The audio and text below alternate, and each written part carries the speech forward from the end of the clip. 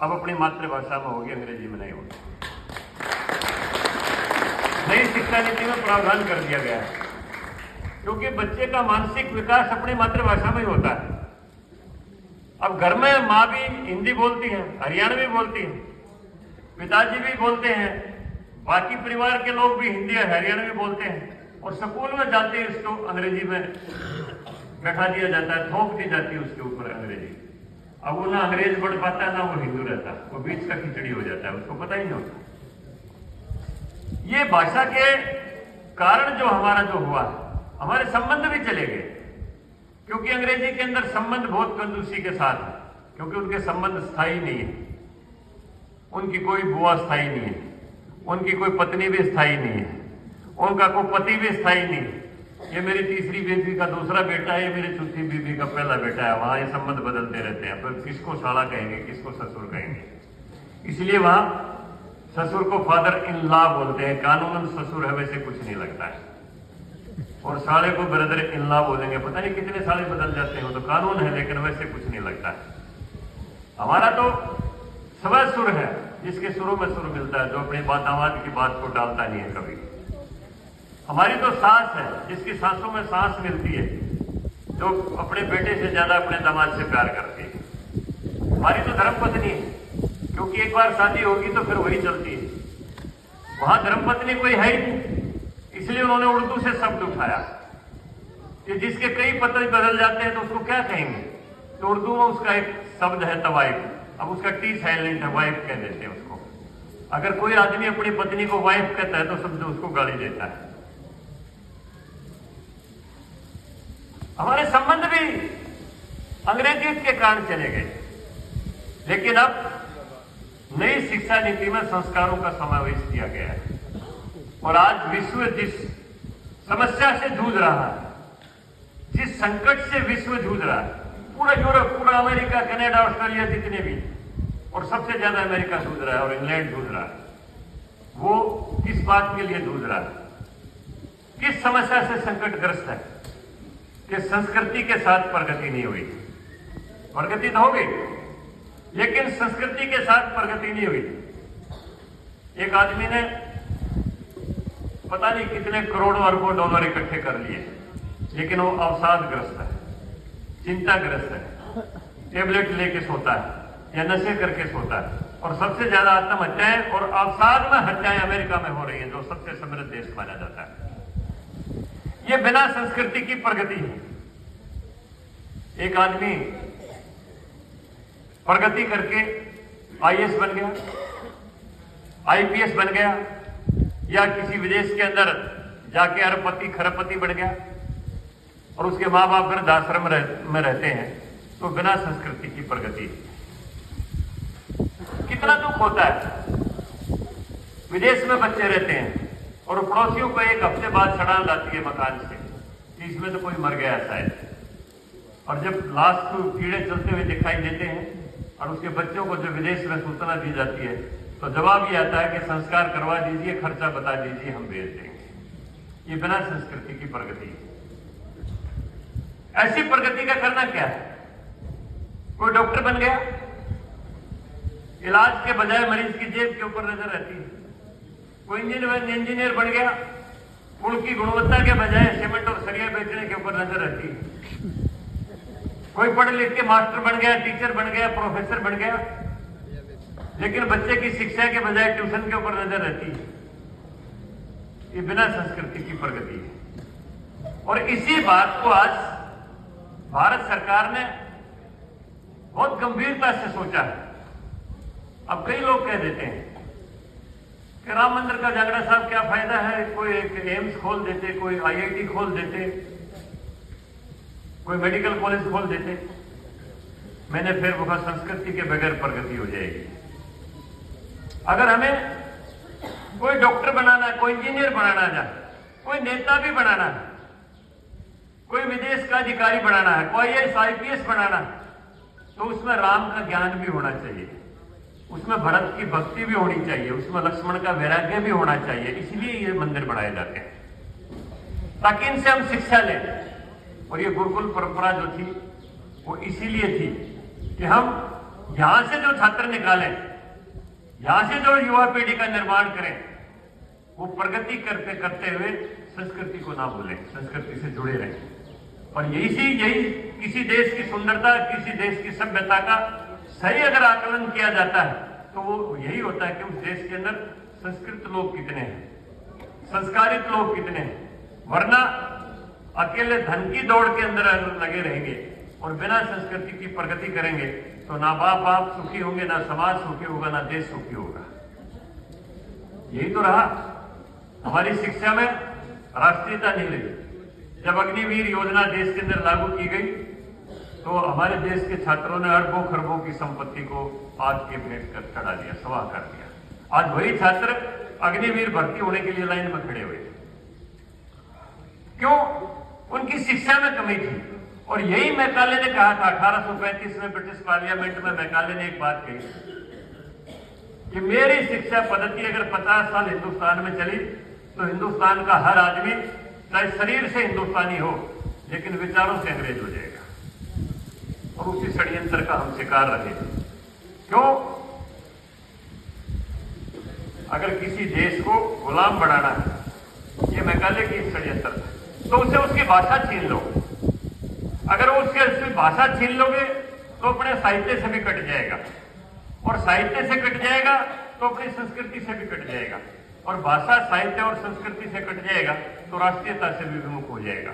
और जब उसके अंदर राष्ट्रीयता ही नहीं होगी तो फिर वो चाहे एसपी बन जाए, चाहे डीएसपी बन जाए, चाहे विदेशी अधिकारी बन जाए, चाहे डॉक्टर बन जाए, चाहे इंजीनियर बन जाए, तो उसका ना देश को कोई लाभ, ना कोई समाज को लाभ, केवल मात्र अपना स्वार्थ पूरा करेगा। इसके सिवाय उसका कोई उद्देश्य नहीं होगा। यही बिना संस्कृति की प्रगति हमारे देश के अंदर चलती रही। लेकिन आज जैसे मंच के संचालक ने इतनी वकालत कर दी तो वकील को बोलने की बजाय मुवक्किल ने इतनी वकालत कर दी, मुझे ज्यादा कहने की जरूरत नहीं, इन्होंने बता दिया।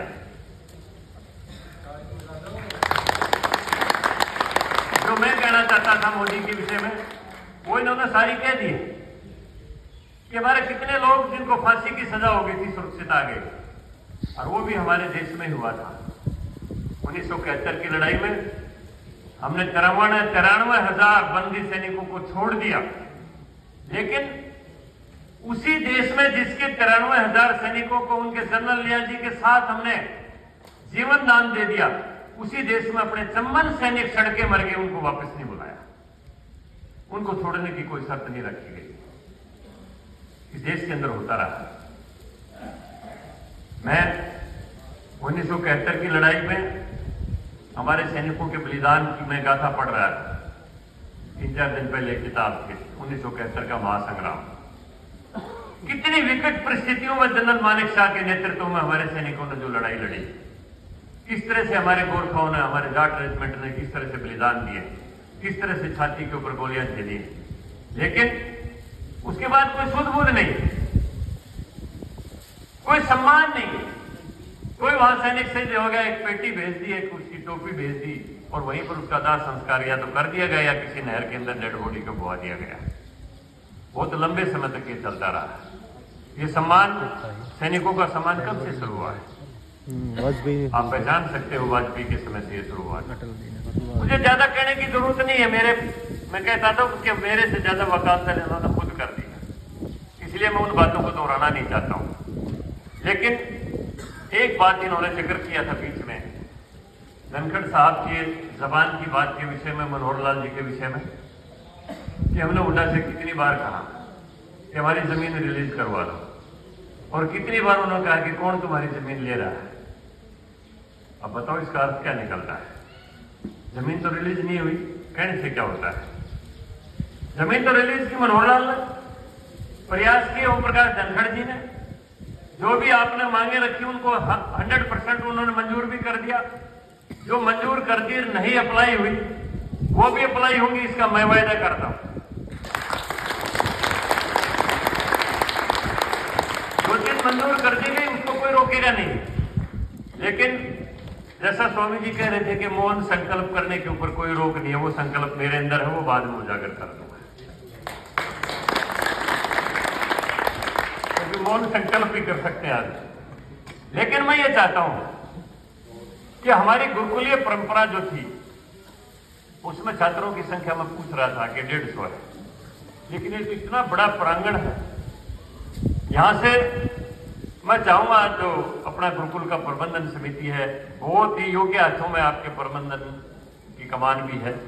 मैं महेंद्र सिंह धनखड़ जी को, ये मैं तहसीलदार थे उस समय से जानता हूँ, बाद में DRO भी रहे। मैं एक दिन चौधरी बंसीलाल को कहने लगा, मेरे बहुत अच्छे संबंध थे उनसे, कि चौधरी साहब हमारे महम में एक ऐसे तहसीलदार हैं जो कभी रिश्वत का पैसा नहीं लेते। मैं बोला भी झगड़ा सारी बात मान लूंगा, लेकिन रिश्वत तहसीलदार ना ले या मेरे जैसे नहीं।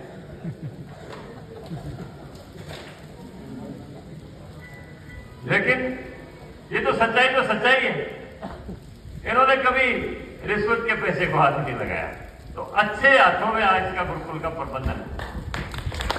मैं चाहूंगा ये गुरुकुल जो है हमारा, ये तो सैनिकों की भूमि है चारों तरफ। तो यहां से बच्चे, इनकी संख्या भी बढ़े, उसमें सरकार का जो भी योगदान सरकार दे सकती वो देगी। और एक बार मैं धनखड़ साहब ये चाहूंगा कि उड़ीसा के अंदर भुवनेश्वर में किट यूनिवर्सिटी है, एक बार उसका दौरा करवा। अच्युत सामंता ने उस यूनिवर्सिटी को खड़ा किया और वो हमारे लोकसभा में सांसद भी हैं। अब तो खैर बंद होगी लोकसभा, वो सांसद हैं उड़ीसा से ही। मैं 3 बार गया हुआ, मुख्यमंत्री को भी लेके गया था, मनोहर लाल जी को। वो व्यक्ति आदिवासी परिवार से है। अब गरीबों के बच्चे भी ज्यादा होते हैं। 8 भाई बहन थे, उनके पिता की मृत्यु होगी, मजदूरी करते थे। तो उनकी मां ने मजदूरी करके उनको पोस्ट ग्रेजुएट तक पढ़ाया। तो उन्होंने ये सोचा कि मैं भी आदिवासी बच्चों को, जैसे मेरी मां ने मेहनत करके मुझे पढ़ा दिया, मैं भी उनको पढ़ा। थोड़ा पढ़। और उन्होंने संकल्प ये रखे, ये सही है।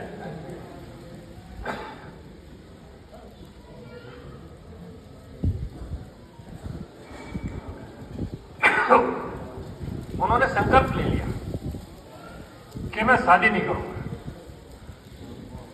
और प्राइमरी स्कूल से 25 बच्चों के साथ एक पाठशाला की शुरुआत की। आज वो यूनिवर्सिटी 250 एकड़ के अंदर यूनिवर्सिटी है। Kalinga institute of social science का नाम है KISS, Kalinga institute of technical science है KITS, Kalinga institute of medical science का नाम है किन्स, और Kalinga institute of law science का मतलब है किल्स। उनको किट यूनिवर्सिटी के नाम से बोला जाता है, भुवनेश्वर में है। विश्व स्तरीय शिक्षा उस यूनिवर्सिटी के अंदर है,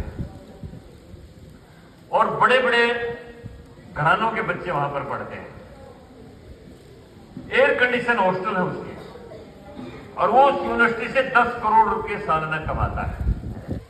अब अगली बात सुनिए, उस 10 करोड़ रुपए को उसी यूनिवर्सिटी में उसने अलग से एक परिसर निर्माण किया है, जिसमें जंगल से नर्सरी क्लास में आदिवासी बच्चों को लेके आते हैं। 100 बेड का हॉस्पिटल है, पहले उनका इलाज करवाते हैं, और फिर उनको नर्सरी से लेके पोस्ट ग्रेजुएट तक हर साल 30,000 आदिवासी बच्चों को यूनिवर्सिटी से निकालते हैं। 30,000 आदिवासी बच्चों को शिक्षित करते हैं।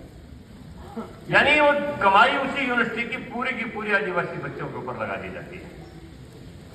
कितनी बड़ी राष्ट्र की सेवा वो व्यक्ति कर रहा है।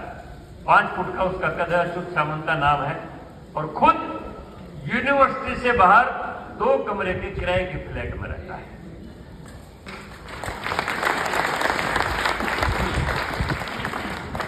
तो मैं देख रहा था, ये अभी मैं जब जमीन का पूछा कितनी जमीन है, ये 20 एकड़ यहाँ है, 27 एकड़ वहां है, 10 एकड़ वहां है, तो जमीन तो बहुत है, जमीन की कोई कमी नहीं है। बहुत बड़ा ये परिसर बन सकता है। और मैं कहता हूं केवल मात्र झज्जर इलाका नहीं, पूरे हरियाणा प्रदेश से वीरों की पूरी जमायत यहां से निकल सकती है। बहुत बड़ा एक शिक्षा का केंद्र और योद्धाओं का केंद्र ये बन सकता है। संस्कारों का केंद्र तो है ही है, जो स्वामी दयानंद के संस्कार है। क्योंकि शिक्षा के साथ साथ संस्कार नहीं होंगे तो फिर वही यूरोप वाली समस्या रहेगी, विनाश संस्कृति की प्रगति हो जाएगी। तो आत्महत्याएं और अवसाद में हत्याएं जो इंग्लैंड और अमेरिका में हो रही हैं, वहां भारत भी नशे की चपेट के अंदर आता जा रहा है। अभी बैठे थे, चर्चा के अंदर बात चल रही थी किसान आंदोलन की। मैं एक बार, एक छोटी सी पुस्तक है, सहस्त्रबुद्धे जी ने लिखी है, उसका पुस्तक का नाम है सम उत्कर्ष प्राप्ति की राजविद्या। छोटी सी पुस्तक उन्होंने लिखा है कि हम कहते हैं कि भारत विश्व गुरु था, भारत में विज्ञान सबसे पहले था, पुष्पक विमान में कभी यहां पर हमारे भगवान राम आए थे। भारत का खगोल विज्ञान भी दुनिया में सबसे ज्यादा था। हर लिहाज से, चाहे वो कलाएं हो, चाहे वो शिक्षा हो, ये तो थोड़े से दिन की पहले की बात है। बख्तियार खिलजी ने जो नालंदा विश्वविद्यालय में लाइब्रेरी को आग लगवाई, 6 महीने तक जलती रही। सारी दुनिया का ज्ञान का केंद्र होते हुए भी इतने दिन तक भारत पराधीन क्यों रहा? और इंग्लैंड, जिसको हम ये कहते हैं कि इनकी सभ्यता भी खराब है, इनके संस्कार भी खराब है, इनकी भाषा भी खराब है, इनका पहनावा भी खराब है, उन्होंने पूरी दुनिया के ऊपर राज किया। फिर ये कारण क्या है? सहस्त्रबुद्धे जी ने बहुत ही छोटी सी पुस्तक में सारा का सारा निचोड़ दिया है कि हमने अपने ही लोगों का कभी आदर नहीं किया, और जिस किसी को भी किसी जगह के ऊपर भेज दिया, उसी ने वहां पर विद्रोह करके अपनी स्वतंत्र सत्ता प्राप्त करने की कोशिश की है। जबकि इंग्लैंड के लोग यहां लॉर्ड हेस्टिंग्स के समय में ईस्ट इंडिया कंपनी पूरी तरह से ताकतवर थी, फिर भी उनकी वफादारी क्राउन के प्रति रही, इंग्लैंड की महारानी के प्रति रही, इंग्लैंड के राजा के प्रति रही, और कभी भी उन्होंने अपने राज के खिलाफ, हिज हाइनेस के खिलाफ एक बार भी षड्यंत्र नहीं किया, एक बार भी विद्रोह नहीं किया। जबकि यहां तो मीर जाफर पैदा होते रहे, अपने ही मीर कासिम को मरवाते रहे, इसलिए देश स्वतंत्र रहा। सारी दुनिया प्रधानमंत्री का अभिनंदन करती है, सारी दुनिया मानती है कि मोदी जी का नेतृत्व एक पूरी दुनिया के अंदर मिसाल है। विश्व की अर्थव्यवस्था चरमरा गई, भारत की जीडीपी दर, विकास की दर आज भी 8.4, 80 करोड़ लोगों को निःशुल्क भोजन देने के बाद भी भारत के भंडार भरे पड़े, किसी चीज की कोई कमी नहीं।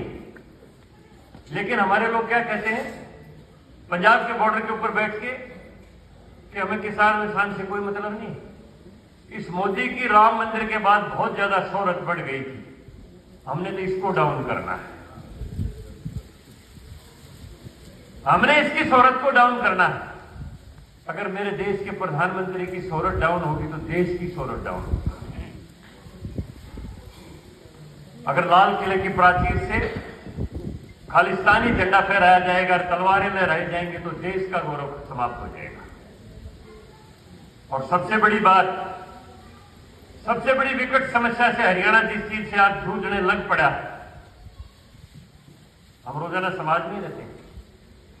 2021 से पहले हरियाणा प्रदेश में शराब तो थी और हुक्का बीड़ी तो चलता ही, लेकिन ये चिट्टा, ये इंजेक्शन, ये भुक्की, ये और क्या क्या पता नहीं क्या क्या नाम है, कोई कोकीन अफीन क्या कहते हैं, पता नहीं क्या क्या नाम है, ये नहीं थे हरियाणा प्रदेश में।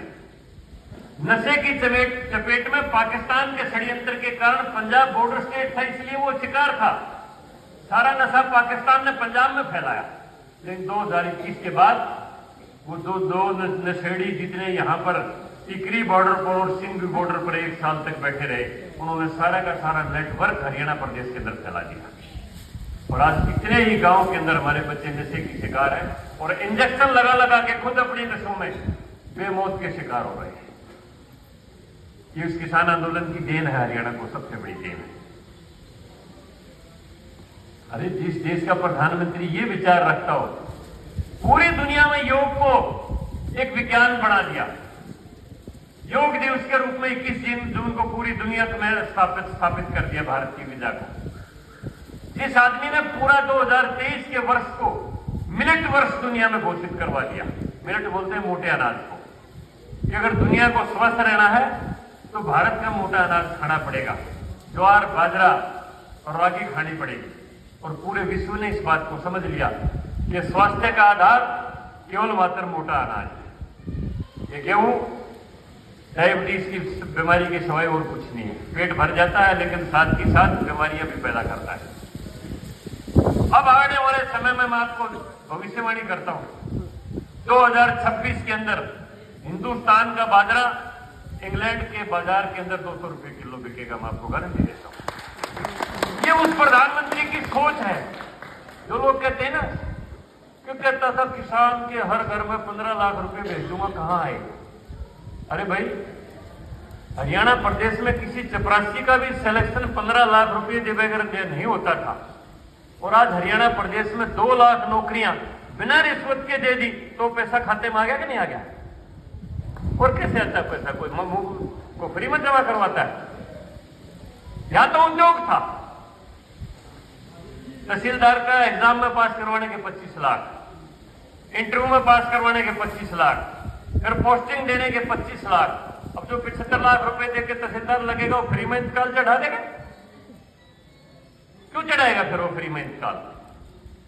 सारा का सारा उद्योग था। कितने किसानों की जमीन आपके पड़ोस में लुटवाई गई? सेक्शन 4 के नोटिस दिए, सेक्शन 6 के नोटिस दिए 20 लाख रुपए एकड़ के, और जब बिल्डर पहुंच गए, भाई सरकार आपकी 20 लाख में एक्वायर कर रही है,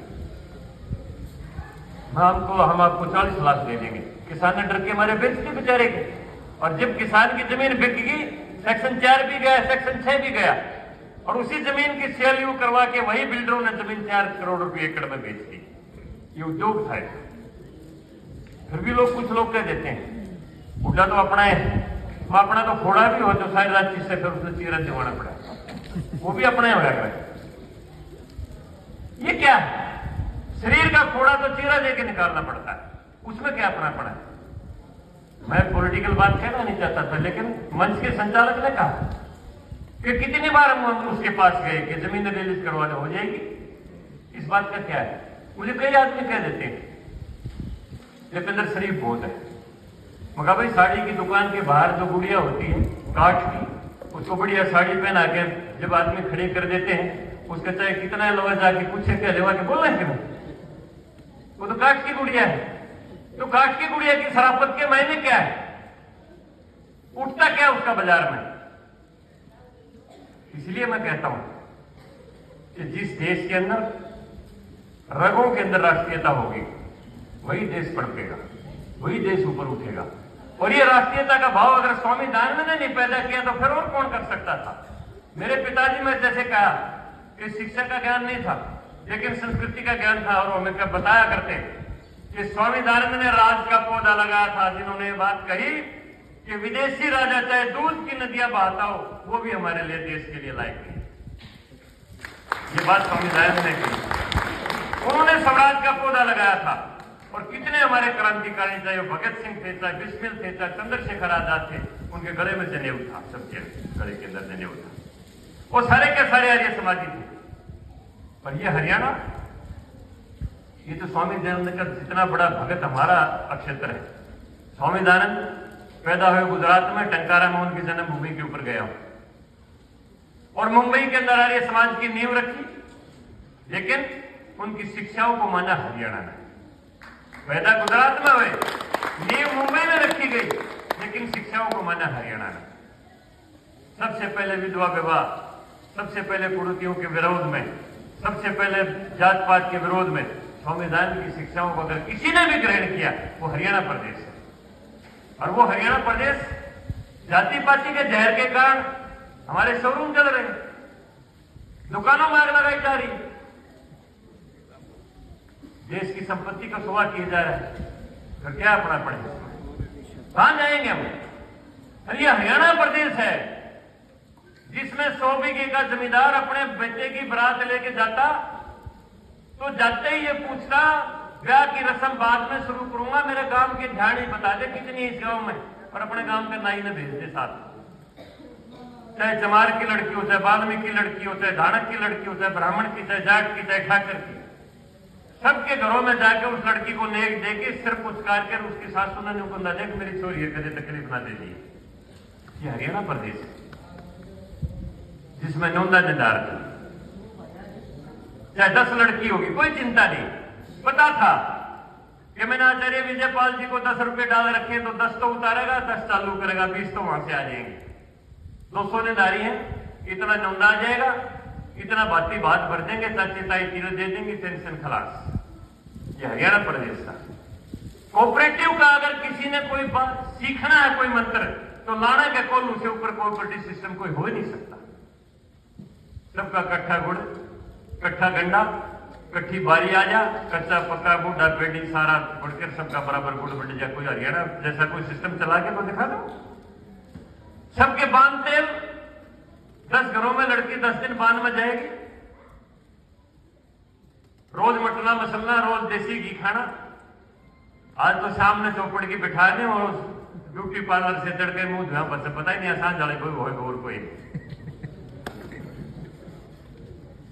पता ही नहीं चलता। इसलिए हरियाणा की सभ्यता संस्कृति अगर जिंदा रखनी है तो गुरुकुल पद्धति से जिंदा रहे, इसको भी हम बढ़ाएं। और देश के अंदर एक ऐसे व्यक्ति मिले जिसने पूरी दुनिया में भारत की प्रतिष्ठा को बढ़ाया, जैसे जिक्र कर रहे थे कि पाकिस्तान के छात्र भी तिरंगा लेके सुरक्षित निकल गए। ये देश के गौरव की बात है और हमें उनको गौरव को गिराने के लिए आंदोलनों की आड़ में अपने देश के लाल किले के ऊपर खालिस्तान का झंडा फहराएं और फिर उनको अपना कहें। यूपी से बदमाश आके यहां पर कितना हरकों का चंदा लेके पटोर के चले गए। वहां उनकी कितनी खाक जितनी इज्जत नहीं है वहां पर, उनकी कोई समझता नहीं उनको। मैं गया था उत्तर प्रदेश में, मैंने कहा भाई थारे राकेश टिकैत का कर्नाटक में गया था, काला मुंह कर दिया, तुमने आंदोलन नहीं करा, वैसा सारा काला करते हो, हमने क्या मतलब है? ये तो हरियाणा वालों ने बना रखा खाम खाम, हम तो इसको कुछ समझते ही नहीं। ये इतना हमारा हरियाणा इतना बेवकूफ समझ लिया, कोई भी यहां से चंदा लेके बटोर के चला जाएगा, कोई भी हमारा भाईचारा बिगाड़ के चला जाएगा, कोई भी जातीयता का जहर फैला के चला जाएगा। ये बातें स्वीकार नहीं करनी चाहिए, बिल्कुल चौकन्ना रहना चाहिए। हरियाणा जैसा पवित्र प्रदेश, मैं तो आज हैरान रह गया, पुरातत्व विभाग की इतनी मैंने चीजें कहीं नहीं देखी, इतने भी यहां पर देखी है मैंने इस गुरुकुल के अंदर, मैं पहली बार देखा है मैंने कि इतनी प्राचीन सभ्यता जिस प्रदेश की रही है, हड़प्पा कालीन, मोजोदड़ो कालीन, और कितनी पुरानी चीजें, कितनी शिल्प कलाएं, कितनी कुछ चीजें देखी यहां पर पुरातत्व विभाग की। मैं तो हैरान हूं कि उस देश के हमारे तो गर्व है कि हम ऐसे प्रदेश के अंदर पैदा हुए जिसको सर्वगादपी है करियसी बोलते हैं, जो कि सर्व के जमान भूमि है, जिस प्रदेश में गीता का पवित्र संदेश पूरी दुनिया को दिया गया है। उस प्रदेश के भाईचारे को ना बिगड़ने दें। जाति कुछ नहीं होती, मोदी जी ने कहा 4 ही जाति है मेरी, एक महिला, एक गरीब, एक किसान और एक मेरे देश का युवा, और कोई मेरी 5वीं जाति नहीं है। दुनिया के अंदर मानव 2 ही किस्म के हैं, मानव और दानव। जो सुप्रवृत्ति है वह पांडव है, जो कुप्रवृत्ति है वह कौरव है। इन्हीं दोनों का द्वंद्व चल रहा है इस शरीर के अंदर। इसलिए युद्ध की भूमि कहां है? जब अर्जुन ने पूछा कृष्ण से, हे केशव, युद्ध का क्षेत्र कौन सा है? अरे भाई युद्ध के मैदान में खड़ा है तो क्षेत्र क्यों पूछ रहा है? वो युद्ध की भाषा नहीं है गीता। उन्होंने कहा इदम शरीरम कौनता क्षेत्र में भी दिए थे, ये शरीर ही युद्ध का क्षेत्र है, इसी में दोनों वृत्तियां लड़ रही हैं, एक कुप्रवृत्ति एक सुप्रवृत्ति, दोनों का इसी में युद्ध चल रहा है। जहां पर सुप्रवृत्ति जीत जाएगी वहीं पर धर्म का राज स्थापित हो जाएगा। इसलिए हरियाणा गीता का प्रदेश है, हरियाणा संस्कारों का प्रदेश है, हरियाणा सभ्यता का प्रदेश है, हरियाणा सामाजिक समरसता का प्रदेश है, हरियाणा आपसी भाईचारे का प्रदेश है। किसी भी कीमत पर इसको ना बिगड़ने दें और गुरुकुल के अंदर जितनी भी मदद चाहिएगी, अभी मेरे 2 साल तो राज्यसभा में भी बाकी है और आगे और भगवान देगा, तो कोई चिंता नहीं ना करो। सरकार दोनों तरफ डबल इंजन की बना दो। मन का संकल्प मेरे अंदर है, हमेशा आपकी सेवा के लिए रहेंगे। आप सबका बहुत बहुत धन्यवाद।